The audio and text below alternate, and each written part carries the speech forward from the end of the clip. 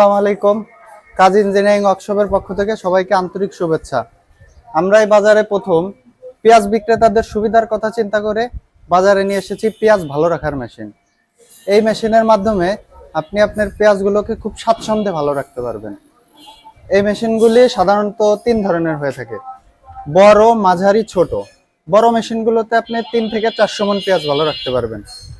মাঝারি মেশিনগুলোতে 2 থেকে 300 মণ। আর ছোট মেশিনগুলোতে 1 থেকে 150 মণ। এখন অনেকে প্রশ্ন করতে পারেন যে ভাইয়া পেঁয়াজ আসলে এর মধ্যে রাখতে হয় কিভাবে? অনেকে বলে যে পেঁয়াজের ভিতরে রাখতে হয় নাকি সাইডে, কিভাবে? আসলে পেঁয়াজ রাখার নিয়ম হচ্ছে আমাদের এই যে নিচের যেই পাটটা আছে এই সমান সমান করে আপনার মাচা করতে হবে। এই সমান সমান করে মাচা করে পেঁয়াজগুলোর আশপাশ দিয়ে থাকবে। এই মাচা চাঙের মাঝখানে এই মেশিনটা বসাইতে হবে।